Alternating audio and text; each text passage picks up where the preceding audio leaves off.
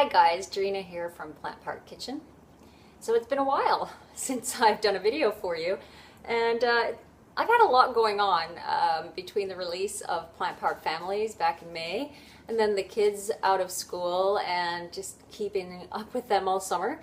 And now I'm working on a new project, which I will share details about when I can, but not just yet.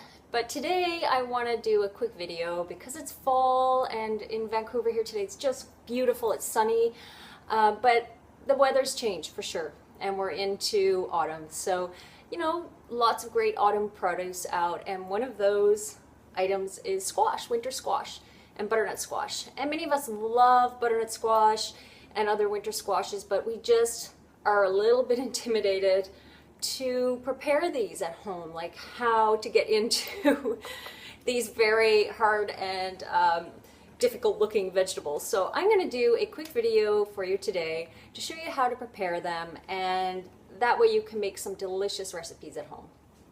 What I usually like to do when I prepare these is actually bake them whole. That's my favorite way to prepare this. If you put this on a baking sheet, I'm going to show you another trick in a minute, but put your entire squash on a baking sheet and line it with parchment. And do line it with parchment because it's going to ooze as it bakes. And you bake it at about 400, 425 until it's soft. It will vary depending on the size of your squash, but maybe about 40, 50 minutes. So you pop that in the oven, and once this is completely soft, it is so easy to slice into it. You just cut it open, and you can let it cool a bit because it will be smoking hot. But cut it open and take out the seeds, and then you can use the flesh in soups and purees, anything that you don't need to keep a texture, where you don't need to cube it or anything like that. If you want to puree it, blend it, this is the way to go. If you want to cube it or slice it or add it to salads or something like that, then one of the things I do, and I didn't believe this when I heard it, and people don't always believe it when they read it in my book, but you can actually use a vegetable peeler to peel off the hard skin. And you're going to need to run down a couple of times to get through the green, any bit of, get through the hard portion of the hard outer peel, but you will. And I'm not going to go through the whole thing, but you can see there that you're getting into the flesh. So you don't have to use a chef's knife to try to take off that peel, which can be really dangerous. Then the next thing I do, if I'm preparing it this way, is I cut it where the bulbous portion meets the long portion. So about right here. I need my knife sharpened. I don't want to do that for me. So now there's the bulbous portion, and there is your stem portion. There's no seeds in this part. The seeds are down in the bulb. Okay, you can even see right here, it's starting to change right there, and that's where the seeds are. So you cut that off, and you cut off the tip. Then the other thing you want to do is get a flat edge. Okay, you want an edge that you can work on to cut. So once it's flat like this, and I'm going to pretend that the whole thing is peeled, but once it's flat like this, you can then slice it. Because it's not rolling around, it's not going to be difficult for you now. You can slice it in discs, and these are delicious, roasted up. Roast them in the oven, and they get all kind of crispy and good. You can put herbamare on them, or you can put just salt and smoked paprika, cumin, cinnamon, all those delicious winter spices. And that's really easy to do. And if you want to cube it, then same thing. You just come down an edge, get your flat edge, and then you can start cubing. This is not working the best for me because I haven't peeled it completely, but as you can see, all right? Then for the bulb, same idea. So you've got a flat edge here. You can cut it down the middle.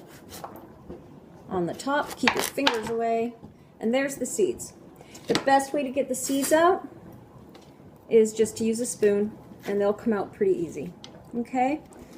So make sure, again, you peel all this first, because then you've got something really easy to work with. Hi guys, I'm back. I have that butternut squash all baked up. I actually got a matcha latte tea while I was waiting. I make them at home quite a lot. And I have that recipe on the site, so I thought I'd mention it while I was enjoying it in my kitty mug, which I've had like for 20 years, I think, as long as I've been vegan.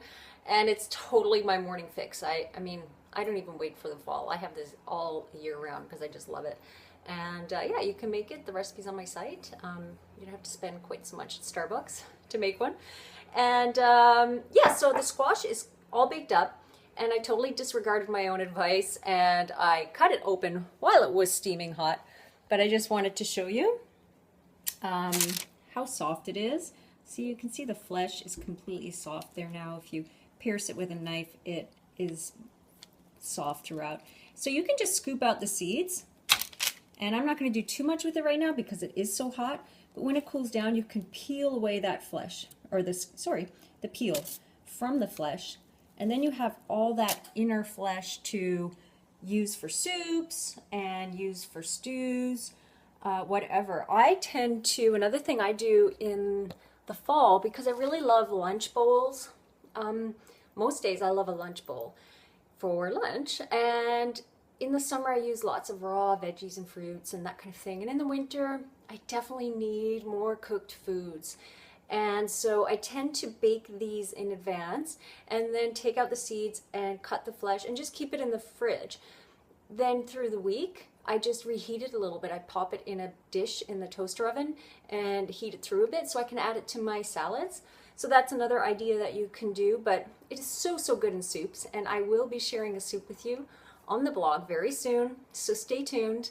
And I hope this helped you out a little bit so that you can go out and pick out some squash, not be too intimidated, give them a try, because they are really delicious and they just feel so nourishing and, you know, like comforting when you eat them this time of year. So go give it a try, and hope this helped you. I will try to get back soon for another video. We'll see. Thanks, guys. Bye.